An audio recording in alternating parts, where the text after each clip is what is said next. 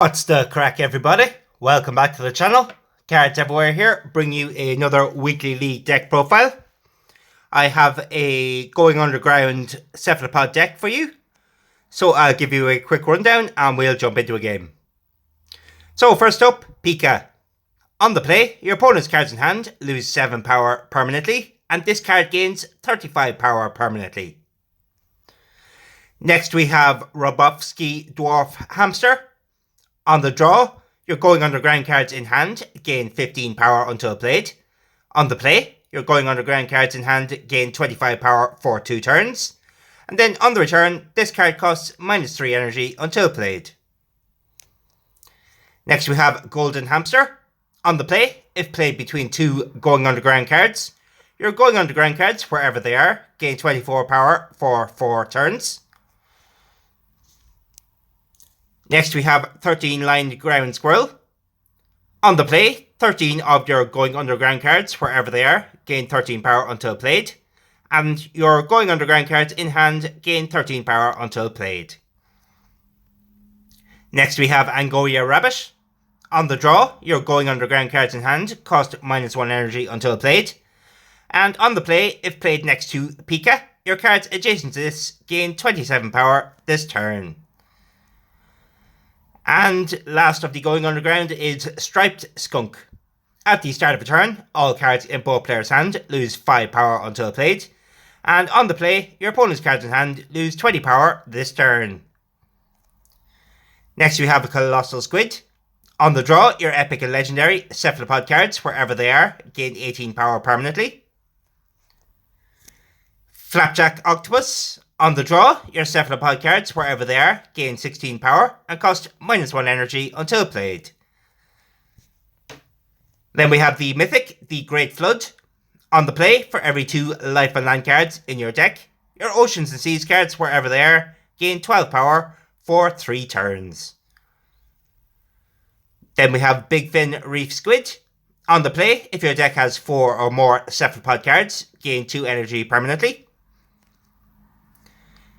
Next, Giant Cuttlefish. On the draw, 2 of your other random Oceans and Seas cards in hand gain 45 power this turn. And on the play, if you have played Giant Cuttlefish this game, 5 of your random life on land cards, wherever they are, gain 25 power until played. And last of the cephalopods is Coconut Octopus. On the draw, if your deck has 8 or fewer Going Underground cards, your Going Underground cards, wherever they are, gain 30 power and cost -1 energy this round. Next, the Goose That Laid the Golden Eggs. On the draw, your cards in hand gain 20 power until this is returned to the deck. And then on the play, if it's before round 5, this card gains 100 power this turn. Then we have the Paleontology portion. The first is Great Dying. On the return, for every Paleontology card you've played this game, your Paleontology cards, wherever they are, lose 10 power permanently. And your Life and Land cards and Oceans and Seas cards, wherever they are, gain 6 power permanently. Next, Attenborough. On the play, if your deck has 6 or fewer Oceans and Seas cards, your Oceans and Seas cards, wherever they are, gain 15 power for 6 turns. And then repeat for Life and Land and Paleontology. Next, Cartorhinochus. On the play, if it's round 2 or 4, your non-Paleontology cards, wherever they are, gain 12 power until played. Second to last, the Ultrafusion, the Cambrian Explosion. On the draw, if your deck has 9 or fewer Paleontology cards, these cards, wherever they are, gain 5 power until played. Repeat for Life and Land and Oceans. And then on the return, repeat that effect. And lastly, Nzinga. On the draw, for every history card in your opponent's hand, your non-history cards in hand gain 5 power until played. And on the play, if this is the only history card in your deck, 8 of your random non-history cards, wherever they are, gain 18 power until played. So that's the deck I am starting with this week. It's had some mixed success. I've seen quite a variation of decks this week, all from some similar decks to last week with the space cards to natural monuments, some lock decks, primates, trees, all sorts this week. So the meta hasn't quite settled yet. Right, so let's see what we can do here. Think we'll go with this hand for now, a 175 start. Not super ideal. But it looks like we're in the lead for now. And hopefully we can get some better cards for later in the game.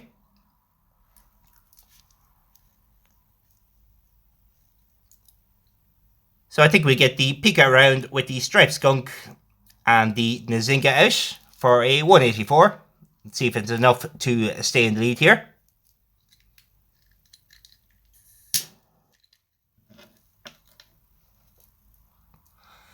Not quite, we're a little bit behind here. Ideally, I would like to win this first round so we can play a weaker hand in round 2 and 4. But we'll see what happens.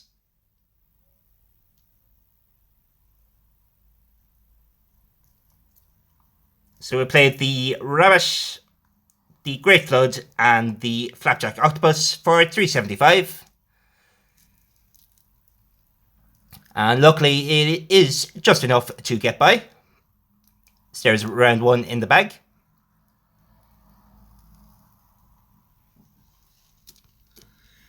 And we'll try and get some Oceans of Seas cards here beside these.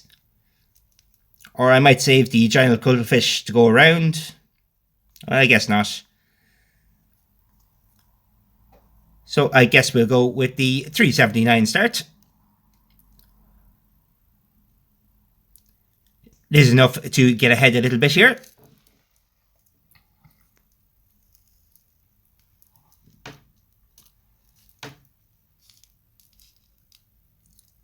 So we'll just play a weaker hand this round. We'll get the Colossal Squid around with the Cart and the Attenborough for a 294. I don't expect to win this round. We're looking for the Great Dying to pop off next turn and get a good round in round 3 and 5. But we'll see what the opponent does. We have a decent lead here, so the opponent might commit some good cards here this round.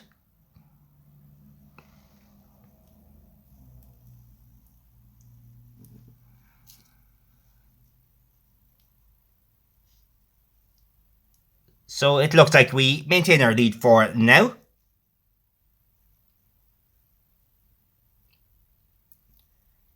The opponent locked out the Dwarf Hamster. That is okay, since we are looking to play the Great Dying. So we go Cambrian. Oh, looks like the opponent gave up. So we'll jump into another game.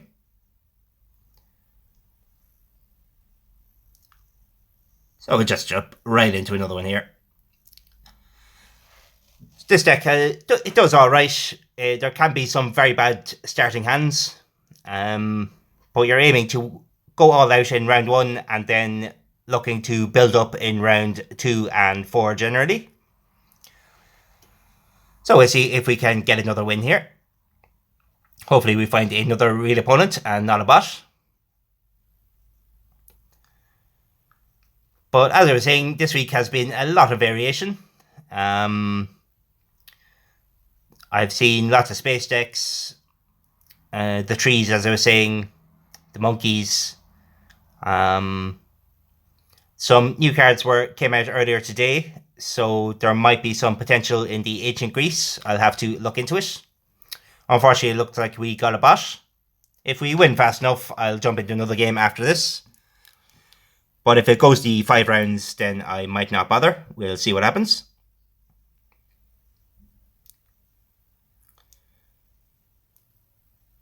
So we're looking to get the Big Fin around, and we'll use the Colossal Squid as well for a 203 start. That puts us in the lead and gets us a bit of energy for later in the game. So hopefully we'll be playing 3 cards a turn from now on. And if we get more going underground cards, we can get the hamster going, which I think we will do right now. So that should be enough to win us this first round. And if we can line up some more going underground cards, we will do so. If not, we will aim for the Cuttlefish. We'll see what happens.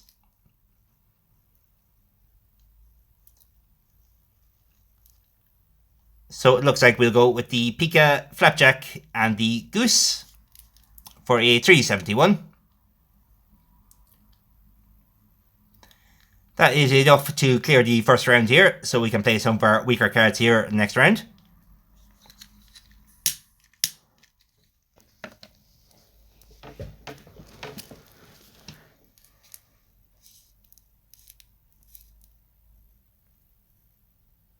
So I think we'll play the Coconut Octopus with the Nzinga and the Cart for a 205. I don't expect to win this round. We're looking to play the Great Dying at the end of this round and then win round 3. And the same again in round 5.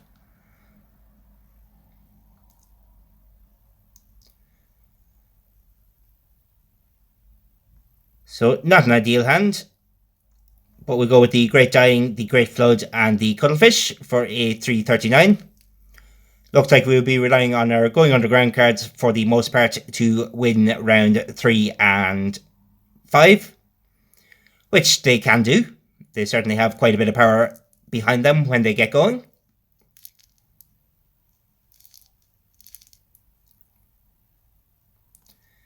So we play the Colossal Squid over here with the Attenborough and the Cambrian for a 365. I doubt it'll be enough to get the win.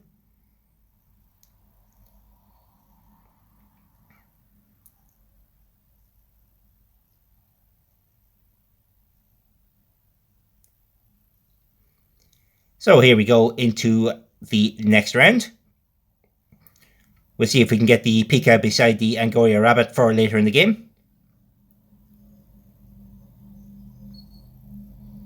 But I think for now we'll go with the 13-line Squirrel with the Golden Hamster and the Dwarf Hamster for a 449 start.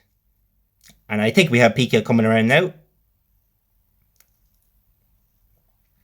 So we can use that with the Angora Rabbit to get the maximum effect out of it. There it is. It's going to go Pika, Angora Rabbit. And I think I will play the Flapjack Octopus for a...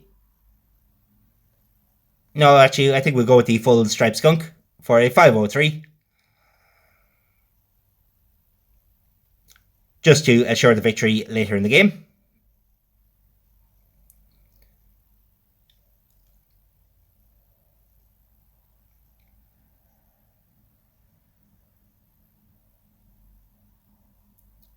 And there is the Coconut Octopus. So we get that around there with the Big Fin Reef Squid and the Flapjack Octopus for a 484.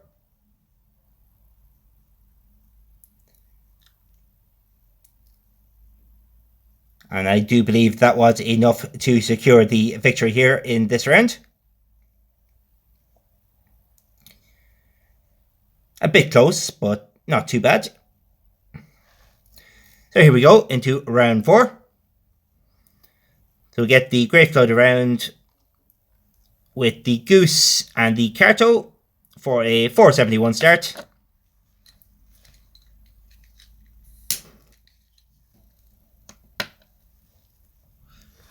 Again, we're not looking to win this round. We're going to look for the win in round 5. So we'll just play all of our weakest stuff this turn. So we go Attenborough,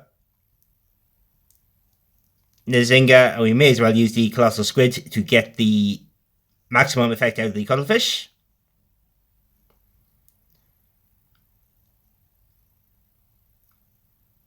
So we're still not too far behind here.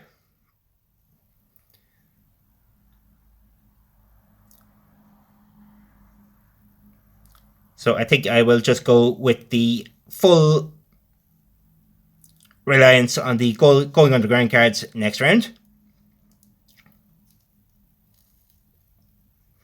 They get a nice boost there from the Cuttlefish. And we can use the Golden Hamster plus the combo for the Pika And that should be enough to secure the victory here.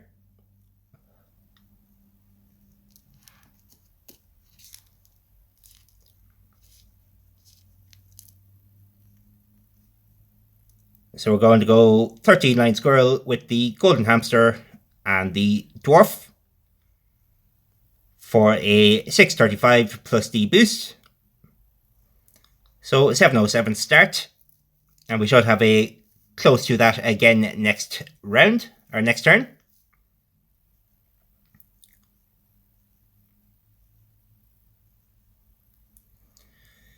So we see if we can do maximum damage here. We get the coconut octopus to give another little boost to our cards. So go Pika, Angoria, and the striped skunk for a 856.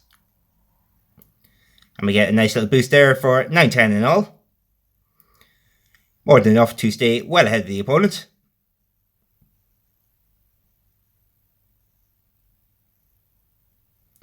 And with a nearly 600 lead, I think we'll be just fine here for the last turn.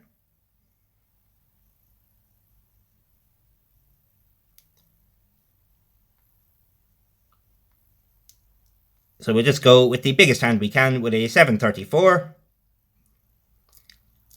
And I think I'll leave it there, folks. So you got a good taste of how the deck functions. It can be a bit dodgy in the first round if you don't get a good hand. But it's a decent enough deck. I'm sure it's not meta, but can be quite fun to play. So I hope you did enjoy. And if you did, don't forget to leave a like and comment. And I will catch you next time. Cards everywhere, out.